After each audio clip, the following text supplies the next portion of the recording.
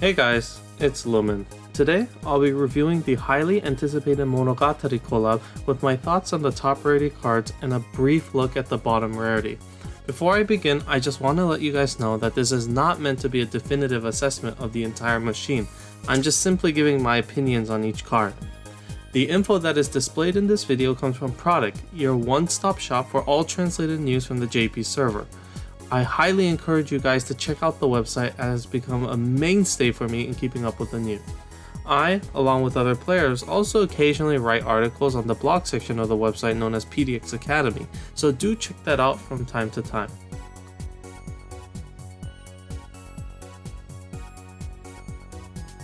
First off, we have KOYOMI ARARAGI.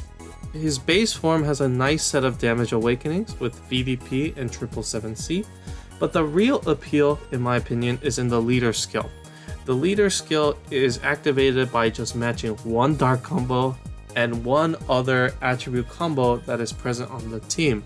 And once you activate those, you get 4 times HP, 4 times recovery, 324 times attack, you get auto full, and you get 2 extra combos. Compared to the simple activation requirements, this leader skill is absurdly powerful. In fact, I think you can clear about 99% of content with this. There's only a couple dungeons that you would be gated from, such as maybe Zellenbus Descended and Shura 2, but besides those, you can clear most of everything else, so he's really powerful in that respect. The Evo has a ridiculous 6 skill boost with Super Awakening. You also have 7C and 10C for massive personal damage, and you have 2 Dark Takoyaki for substantial team-wide damage. Although his leader skill multipliers are Shura 2 capable, which is really great because there aren't a lot of leaders that can clear Shura 2, the activation clause for the shield, which comprises most of his survivability, is locked behind matching 2 dark combos every turn. This requirement is a little too orb hungry, so it makes Araragi, his Evo form, a little unsuitable. His active, which spans both forms, in fact for all the top rarity cards with multiple forms, the active is the same between the base and the evolution. His active is a great cleric active. It clears unmatchable awoken binds and regular binds, but it only reduces them for 5 turns. Now, don't get me wrong, this is quite valuable, especially in the latest dungeon where you need these clears, you need these cleric actives, but in Shura 2, there are some points where you need 10 turns of bind clear. It's very useful, don't get me wrong, especially because you also have an orb gen along with it, but at the same time, it's not... I mean, I don't know what I'm expecting, to be quite honest, but it's still pretty good, and it's quite relevant as well. It's a good active. The Equip is the first to have Dark Takoyaki, and also has a great cleric active along with double row generation on quite a reasonable cooldown. This gives it pretty good farming value. So while his base and his Evo have the same active, the Equip active is different, and in this case the Equip active just takes it up a notch. Instead of reducing binds, awoken binds, and unmatchable orbs by 5 turns, it now clears them completely, which is incredibly nice, and it also creates 2 rows instead of 1. This is also great because any type of row generation, this fixed orb generation, is useful for farming since you can just swipe them. And because you have double row, you can also take advantage of the Dark Takoyaki that comes along if you just swipe both of them. So it's a pretty powerful equip, and I think that it may see good use during farming.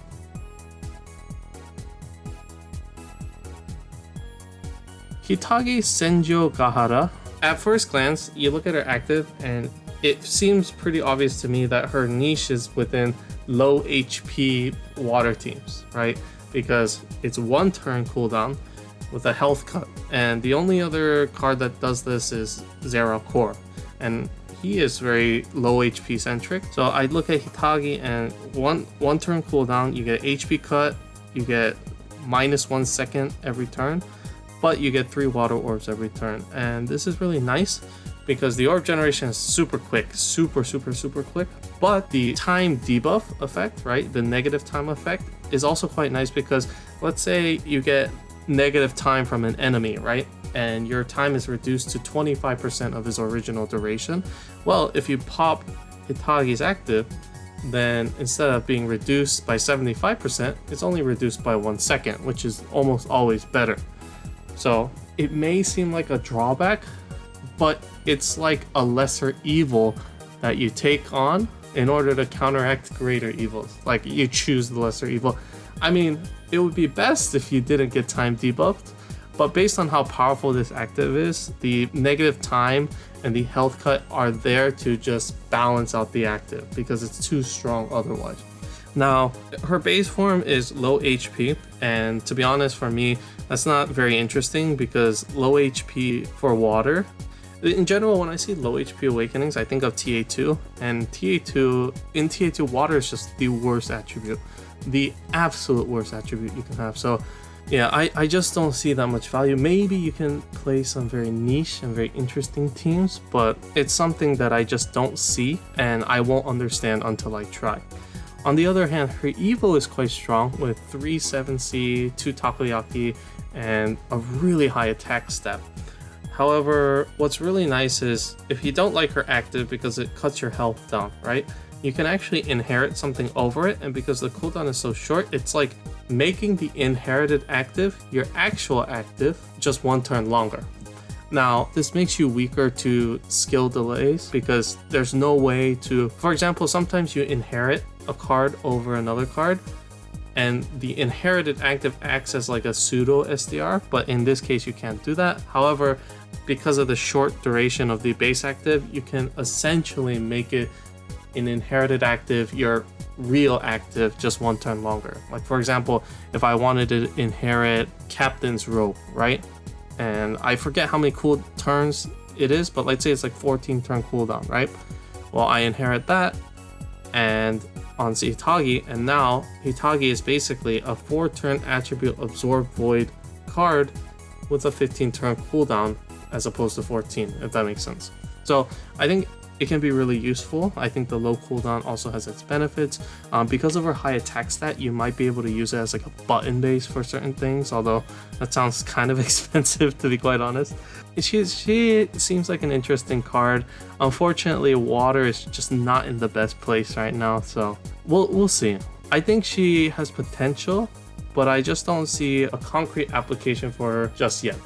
Now, I hyped up her base and Evo and whatnot, but I think the real appeal is in her equip, which has a blue Takoyaki, right? And that's always nice because, you know, Takoyaki is the future of team-wide damage, and having equips with Takoyaki is just great.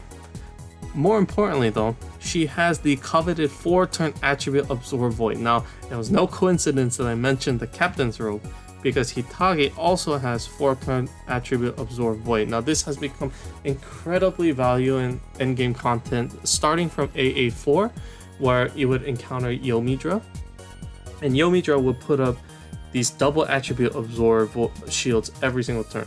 And it was just the most annoying thing possible to deal with. It was incredibly frustrating because, let's say you were running Rainbow, you had to void it because otherwise some of your damage gets absorbed and you can't deal full damage. And with Rainbow, most of the time, Rainbow doesn't even deal that much damage. That's one of its pitfalls.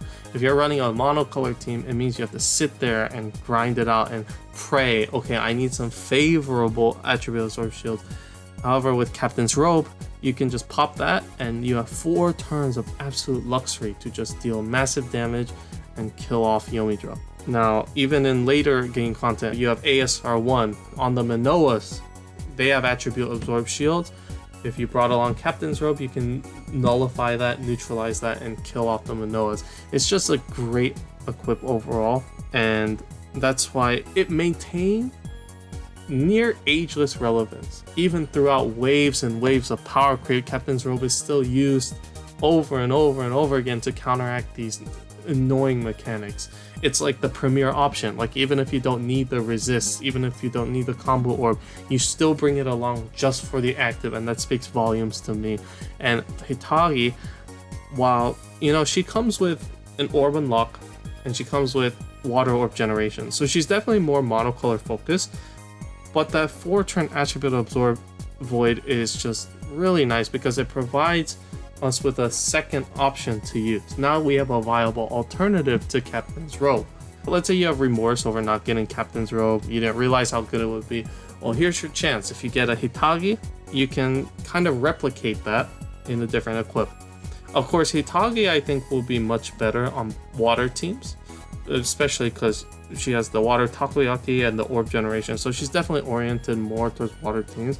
But nonetheless, her 4-turn attribute Absorb Void is still quite amazing, and I think it'll be very useful.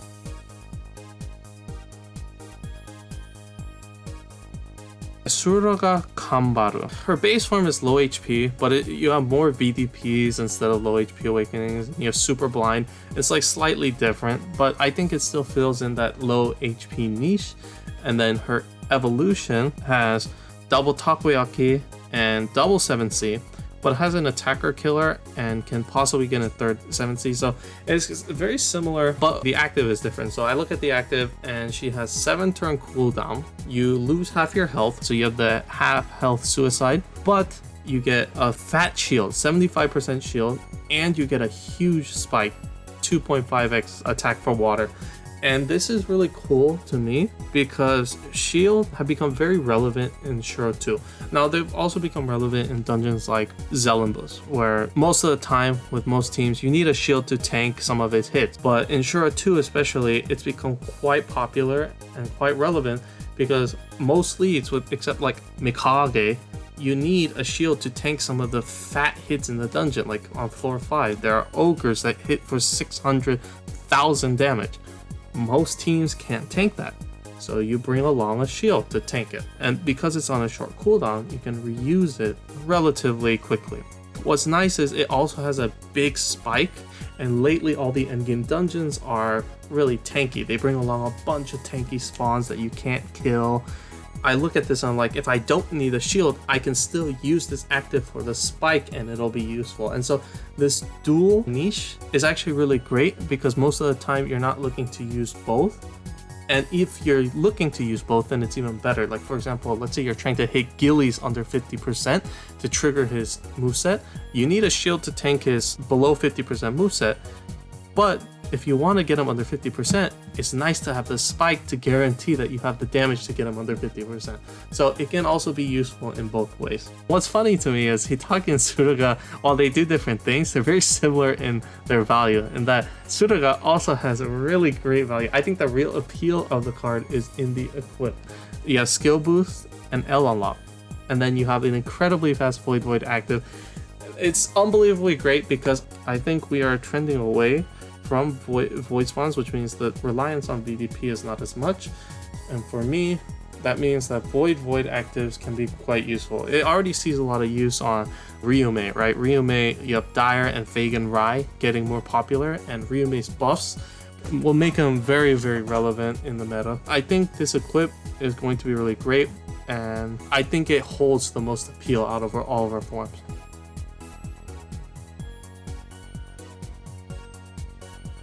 NADEKO Sengoku. Now, even though ARARAGI is the 8-star rarity card and the top rarity card and the only tradable card in the dungeon, the arguable chase of the machine is NADEKO. And the reason why is she energizes the resurgence of wood back into the meta because she provides all these powerful wood subs like Albert, like Chaco, like New Year Artemis. She provides all those subs with a viable lead. If you have all the best subs in the world, that's great. But if you don't have a leader, it kind of stinks because you can't really take full advantage of these powerful subs. Now keep in mind, leads come and go. Trendy leaders, meta leaders, they come and go like the wind. That being said, you still need a leader to lead powerful subs, and NADEKO is that lead for wood. And that's why she has basically capitalized on this and basically is the face of the wood meta at this point. Now, looking at NADEKO, she requires 20 turns to transform, but once she transforms, she gives you a nice bicolor board to either shield yourself with, kill off spawns, whatnot. What's really convenient is she has a natural 2 skill boost in the base form to aid with transformation. And this is really nice because transform cards are usually gated by their ability to transform quickly. Most of the time, they're really bad in pre-transform and really good after transforming. Skill boosts have now been placed at an absolute premium. Like the value of skill boosts has never been higher than before because you need them to transform. Now, of course, farmers who make builds and things like that understand skill boosts were always great to run these builds where you just pop actives and swipe or button and whatnot. but that power of skill boost has also transitioned to the trendy metagame of endgame content with transform leads and transform subs. So NADEKO having 2 natural skill boosts means that if you run double NADEKO, it's really like having a 16 turn cooldown instead of a 20 turn cooldown, and that's quite nice. It reminds me of DMC, like you have Dante, Virgil, Nero. Was Nero even used? Those top rated DMC cards that also had 2 skill boosts in their transforms, meaning that realistically their transform restraints were nowhere near as severe as they looked. Now, once she transforms, she becomes an absolute beast. She has triple takoyaki, which is just an absolutely crazy amount of team weight damage. She has 7C, 10C, and a Devil Killer, which is, again, lots and lots of personal damage, especially because Devil Killer is pretty relevant in current endgame content for NA. So her awakenings are quite geared towards damage, not only just herself, but also to the team. But then I look at her active as well, and it's really nice because it's very short, and it generates a lot of orbs potentially. It's very similar to Cotton in that she changes one attribute to wood, so she changes fire to wood, and she changes water to heal. And that's very similar to like Cotton and I think Minaka. For 1 turn, she also gives 1.5x recovery and 1.5x attack. And this is really nice because with this effect, you can remove recovery debuffs, you can remove spike debuffs, and in a pinch, you can also boost your attack, boost your recovery, and get out of stickier situations with this great active. So it's fast, it makes a lot of orbs, it provides a lot of effects. It's just great overall. If you really want, you can inherit something over it, but because of her leader skill, I doubt you're going to inherit something over it. Probably just going to use the active quite a bit to maintain the wood orbs you need to deal damage. Now, of course, I said she was the leader, the face of the wood meta as its leader.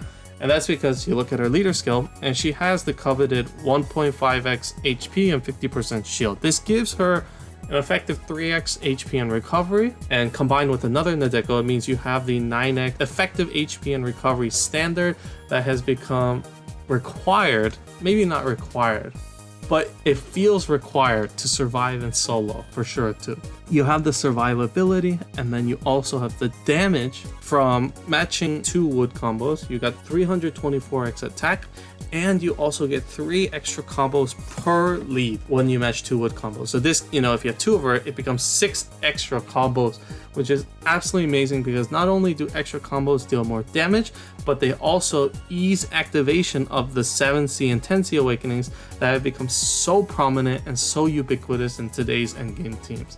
And that's because they're just really efficient damage awakenings. What's great about it is if you're using VDP, the extra combos allow you to make a VDP and also hit 7C or even 10 combos. That's why I think it's really nice. What's also amazing is that her shield is not dependent on matching 2 wood combos, but instead it's dependent on matching 7 or more combos. Now, you think back to the D-meta days, you gotta match 7 combos to deal damage. It's the same thing, except 7 combos is almost always naturally achievable. Like on any given board that comes from Skyfall, if there's no enemy manipulation, if you don't manipulate it, on any natural board, you should be able to make 7 combos like 99% of the time. So her survivability is very consistent. She has a lot of great damage. She can VDP and match a bunch of combos. Overall, great lead, just what Wood needed in order to take advantage of all its great subs. Now, of course, I get hyped about her transform and whatnot, but she also has an equip. It's a wood takoyaki and it creates a nice board and gives 3x attack for wood, 3x move time. It's a nice equip, but compared to the value of the lead, it's hard to pass up. Like, unless you have like a bunch of NADEKO, it's really hard to pass up on the lead, the transform.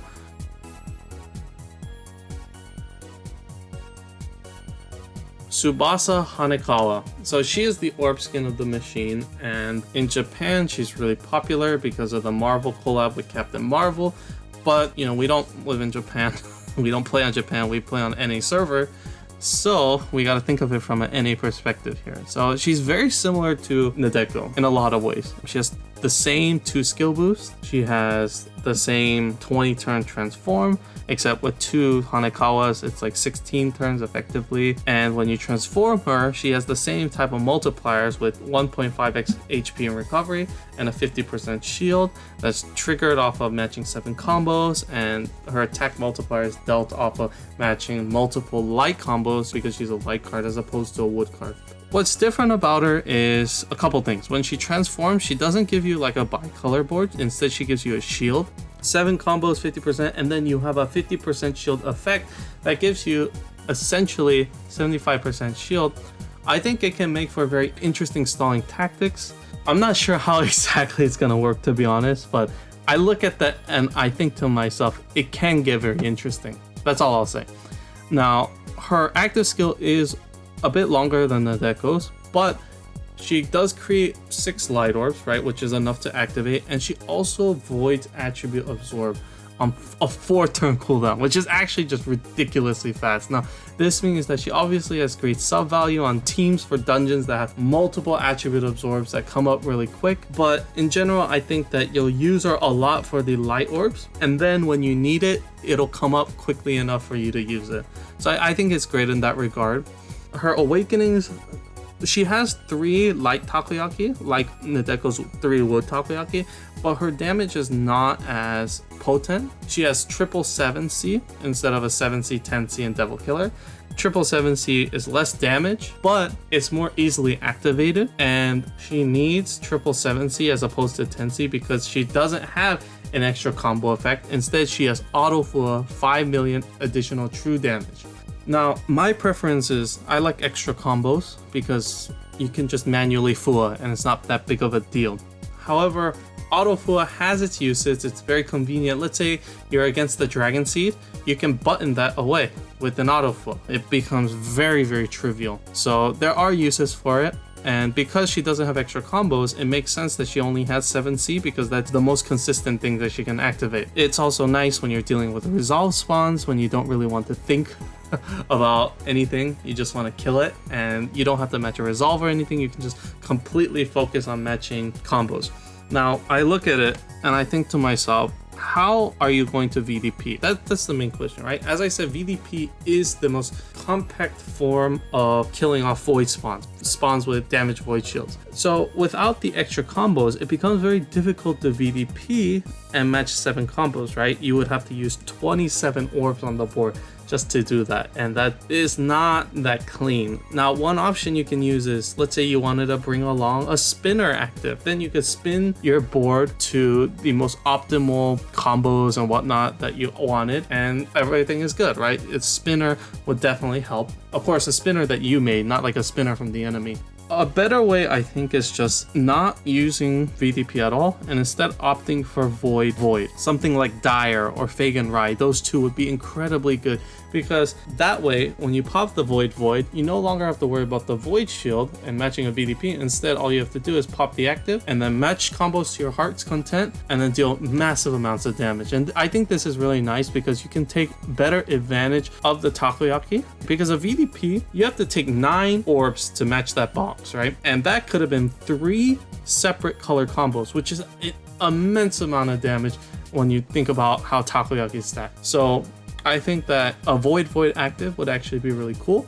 I myself am pretty intrigued with Hanekawa. First, I dismissed her. I was like, she's auto Fua, she's not gonna be that good. But then I looked at her very carefully, and I think to myself, if I ran a Void option, I ran something like Dire or Fagan Rai, how would it work realistically? Now, I think Fagan Rai is preferred because you can't really hit 10 combos with Hanekawa, but I'm curious, I'm intrigued, and hopefully I make a video clearing Shura 2 with her and see how it works. So moving on, you have her equip, which is a light takoyaki, and it has a nice shield active, a nice spike. I don't think it's better than her leader form, her transform base, but if you're really in need of takoyaki, you can make it. Or if you're not intrigued by her, like if you don't think she's valuable at all because she has auto full and not plus combos and whatnot, you can make her into equip and she'll be useful in that way too.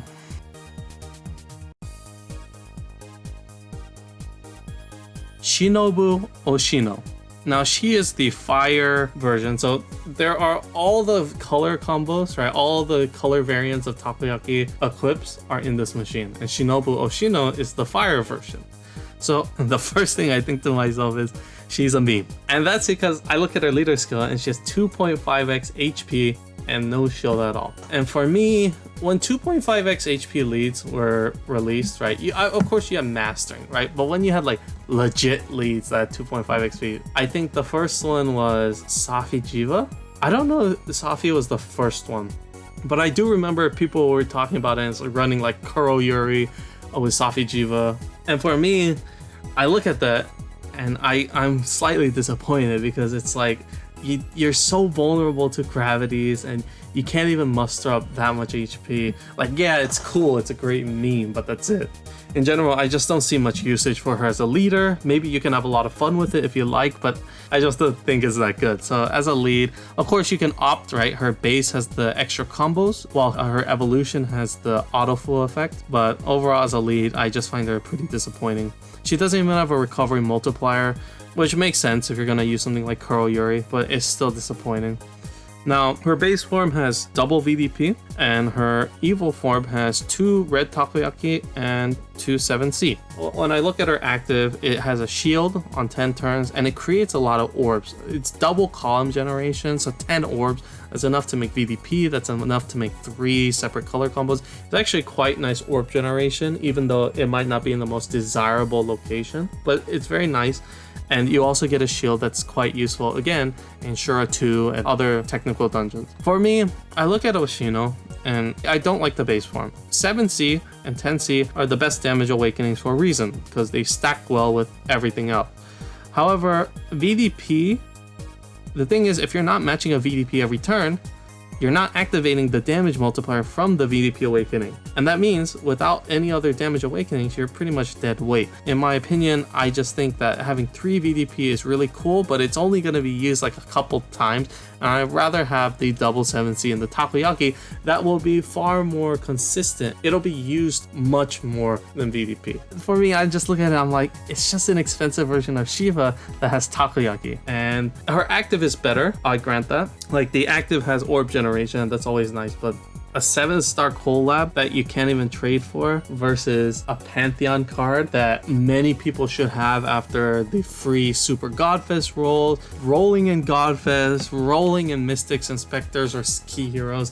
I don't think it's even a competition in terms of accessibility, and I think that she's just like a whale version that's completely replaceable. Now you look at her equip, and yes, she is the fire version of the takoyaki equip, but you look at her inherited active and it's just really long for an effect that's, I don't think is really impactful. Granted, because it is so long, that's really nice because it can add up to a lot of pseudo SDR and it will just almost always never come up. And even if it does come up, the active itself is not something that you don't want to have. Like 100% shield is really nice because you can buy yourself 2 turns of breathing room. So it's something that you don't mind if it comes up, but because it's so long, you know that it won't come up most of the time. So it's okay. I just feel like she's a disappointing card, like a whale version of Shiva and just a fire takoyaki equip.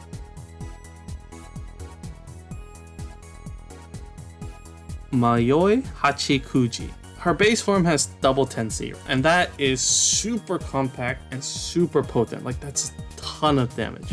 Double 10C. That's 25x personal damage when matching 10 combos off of 2 awakenings. It's really compact, and you see it on cards like Rajang, Gangho Lakshmi, and they're just really compact, really powerful, and they can fit a lot of other awakenings as well.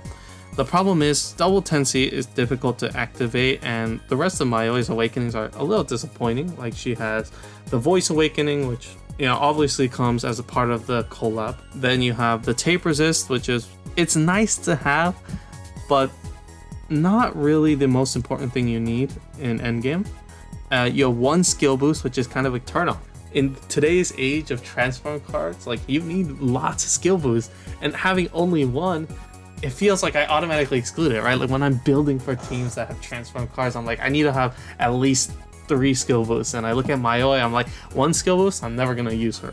It's disappointing in that respect. Of course, she has a nice selection of super awakenings with full poison, full jammer, and an L, but I just don't see her being used that much. So looking at her Evo, she has a much better set of awakenings in my opinion. She has 5 skill boosts, so that's much better in terms of transform. And then you have double 7C and double takoyaki for good personal damage and good team-wide damage. Now, barring the awakenings, I look at the active. It's a 1-turn delay and then a spinner. And for me, yes, the spinner active is very niche. Like there are only like 4 cards, right? Maybe 3. I think it's like Remu, Mikage, and Christmas Fagin. Like there's very few cards with it. But at the same time, you know, they're not really used because you don't need spinner actives that much. They're best used to counteract enemy spinners that are really annoying, but spinners aren't really that frequent nowadays. Like AA3, sure, had a decent amount of spinners. AA4, you might want spinner active to counteract Yomidra's stupid cross pattern spinner, but they're not that common anymore. They're not that annoying, and it's just something that you can player skill out of, right? Like when I build my teams, I don't include spinner actives because I think to myself, you know what? I am just going to out combo the spinners, I guess. Maybe it'll be useful. Maybe in a future dungeon, there'll be so many annoying spinners that you just have to bring a spinner active or you're doomed. But for now, I just don't foresee it being that useful, and honestly, it disappoints me. Now, granted, it's still nice because it expands a very small niche, but at the same time, I don't see much use for it right now. As a leader, the base form is like a rainbow lead, and unfortunately, rainbow has a lot of problems. You just don't have concentrated damage. In a monocolor team, you have Rose and Takoyaki and all those things, and you can concentrate damage really easily by matching combos of the same color, and it just really becomes much more potent, whereas rainbow is dissipated between a bunch of different colors. And so even if you match like 2 red combos, you also gotta match a blue one and a yellow one and a dark one, and it just becomes very dissipated. And nowadays in the end game, you just need damage. You need more damage, and rainbow just doesn't have that. There are great damage sticks like a 10 and base Mayoi with double 10C, but at the same time, rainbow's just not in a good spot for me. Her Evo is better, but it's just a relatively standard 2x HP and 25% shield. Everything is dependent on matching 2 light combos, and that's too orb hungry to be really good because the orb hungriness makes it really inconsistent. Now, moving on to equip, you have Mayoi's backpack. Her assist evolution is the first equip to have 3 skill bind resists, right? I don't think there's anything else in the game that has more than 2. So this is the first, and in that sense, it's unique. I just don't see it being that useful. Like if you need it, sure, it'll be great. I don't foresee a use for this. Because a lot of cards come with skill bind resist naturally, and if you really need to supplement, there are plenty of equips. Like you have Riku, not farmable, but he's free and he has a skill boost and a skill bind resist, and both of them would be tremendously useful for teams that need both. Yes, Mayoi's backpack is quite nice, but at the same time, it's not really that necessary for anything. It's just kind of a luxury that doesn't really have any application. It carries around a better active. It has another spinner, but that one lasts for 2 turns, whereas her base and evil active lasts for 1 turn, and then you get 1.5x recovery. Yeah, it's just a disappointing equip.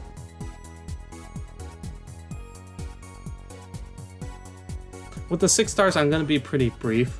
These crop of 6 stars are actually pretty good, which makes me think that the machine is just better to roll overall, but I'm not going to get too deep into them.